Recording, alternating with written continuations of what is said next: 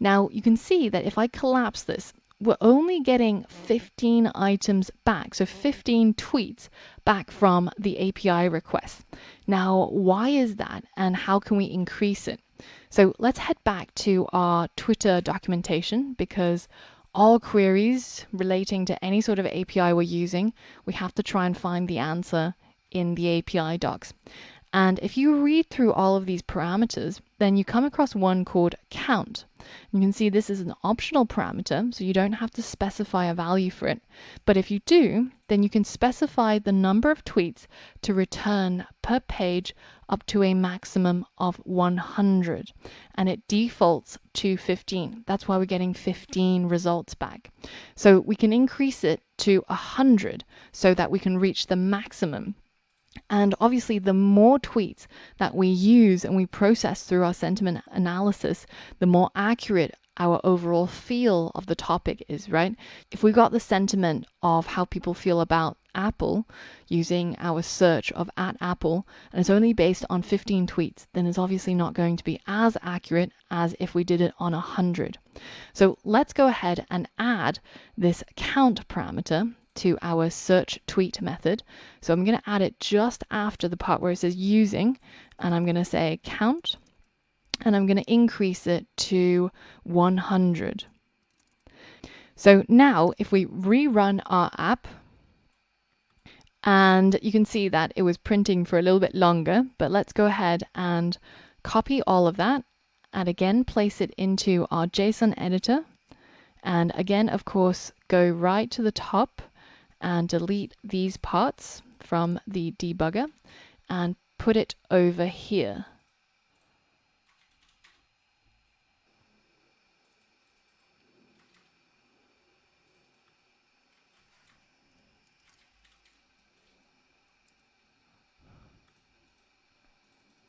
And then let's hit the right button and let's try and turn it into a JSON. And you can see we now have 100 results in our array. So we've now managed to successfully increase to the maximum number of tweets we can get back from Twitter. And of course, if you needed even more tweets to come back from your search, you can either perform the search multiple times, increasing the date range, for example, or you can go to one of the premium plans or the enterprise plans, and they'll allow you to fetch back more results as well.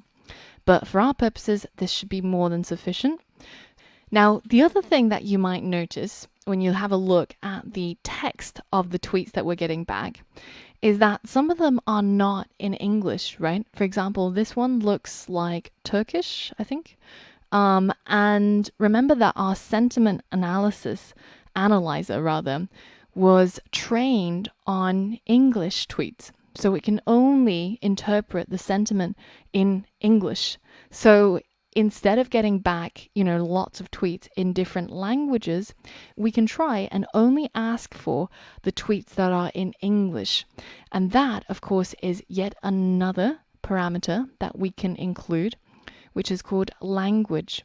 And this will restrict the tweets we get back to the given language given by an ISO code.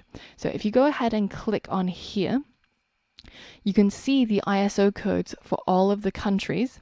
And English is usually across the board denoted by EN. So let's go ahead and add that parameter to our list of parameters. Now, the place where you add it kind of matters, because if you place it behind a count, let's see,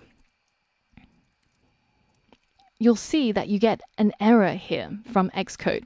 And it says that the argument language must precede the argument count. And it's giving you an automatic suggested fix. So let's go ahead and fix that. And you can see it's basically moved this parameter and its value to before the one that says count. And that's because in the method that is search tweet, they've specified the order that all these parameters must come in. And the order follows the order that you see them in this table. So geocode comes before language, language comes before locale, etc. But Xcode is quite helpful in this case, actually pointing it out to you and fixing it for you. So now if we run this again, specifying that we only want the tweets that are in English, then you can see if I go again over to JSON editor and I delete all of that, and here I'm actually getting a parse error here. And this is because the location of a particular tweet is in this format. It's actually Halifax, Nova Scotia. But in this particular JSON editor, it doesn't like that format. So we can go ahead and try to locate it, line 5188. So let's try and find that, 5188. And you can see it's got a little cross next to it. So let's just go ahead and delete that because we don't really care for it anyways. And let's go ahead and click Write button. So now we have our 100 tweets. And if you look at them, they should all have text that's in English, right? So this will make it much easier for our sentiment analyzer to be able to process the tweets that we got here. Now, the next problem that you might notice if you look through a lot of these tweets is that the text that we're getting back is occasionally truncated and it gets cut off at 140 characters. So if you don't remember this dramatic piece of news, don't worry, it wasn't that dramatic. But recently, Twitter lifted the count for the number of characters from 140 to 280. So when you make a standard search request to the Twitter API, it gives you all of the text back in 140 characters. It truncates it at the 140th character. But of course, because people are able to tweet at 280 characters, occasionally you're getting missing bits of text. So what can we do? Well, we can either trawl through this documentation and eventually you'll find, I guarantee, the part that tells you why this is and how you can fix it. But as a developer, you're going to come across these situations that you've never encountered before. And you have to remember that your best friend is Google and Stack Overflow. So let's try and see if we can come up with a succinct and concise description of our problem and give it to Mr. Google to try and figure out. So Twitter API, search tweets truncated. Let's see what we get from that. So the first result we get back is a Stack Overflow question that says Twitter API text field value is truncated, which is pretty much exactly our problem. And you have to remember at all times that it's very, very rare that you will ever come across a problem that nobody else has encountered before. So it's just a matter of getting to the right keywords, of finding where somebody has posed that question or answered that question for you. So they have exactly the problem that we're describing. Over here, you see their tweet in the text property is truncated and they want it to be the full text. So the first answer with 28 upvotes is saying that the Twitter API has been recently changed to support the new rule regarding 280 character limit. To get the full text, we have to add the parameter tweet mode with a value of extended to your request parameters. And instead of looking for text in the JSON response, we look for something called full text. And there's a link to more info.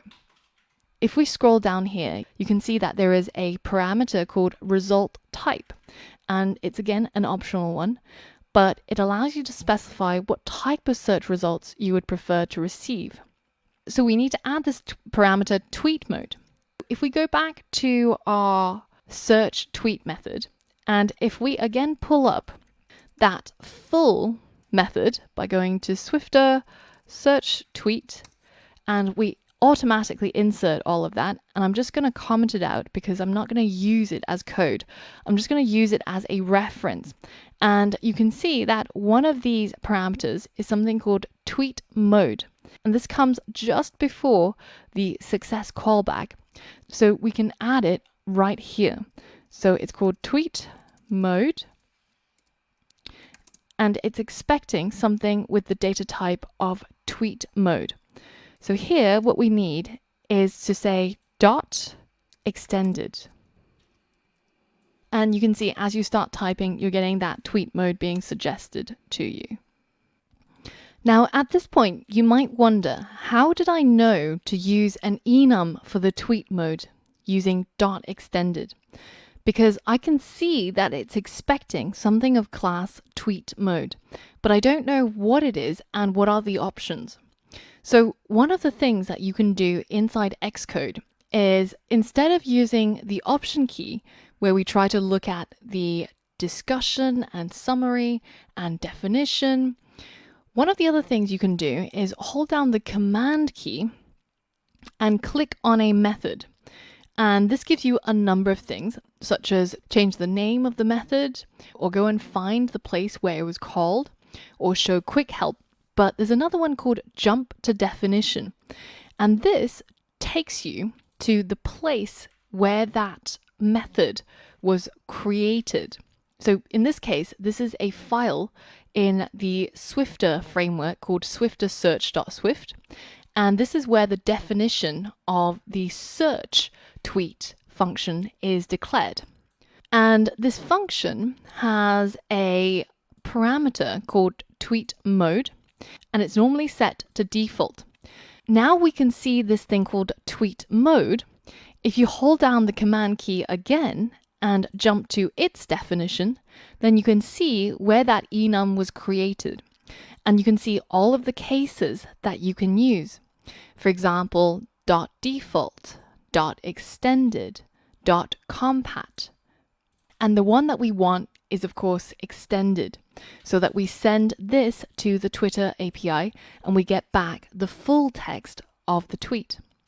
So now let's head back to our view controller and try and run our app now with the tweet mode set as extended.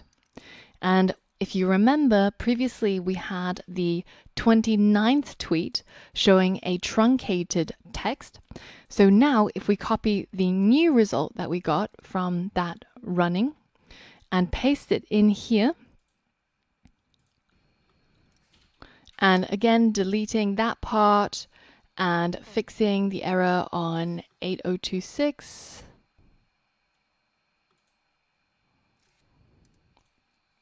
and we look through these tweets, you can see that we're now getting a much longer number of characters, up to 280. And it's now under a property called full text rather than the previous one, which was text. So now that we're able to get all the tweets we want in the format that we want, it's time to run our machine learning model on it to start predicting what is the sentiment in each of these tweets. And you can see, as a human, I'm reading this tweet and I feel like it's a tad negative, talking about how Apple never tweets, they just promote their ads. And although you could also argue that it's neutral, but let's see what our model thinks and let's run it through to see what we get. So in the next lesson, that's exactly what we're going to be doing. We're going to be applying our prediction to these tweets. So for all of that and more, I'll see you on the next lesson.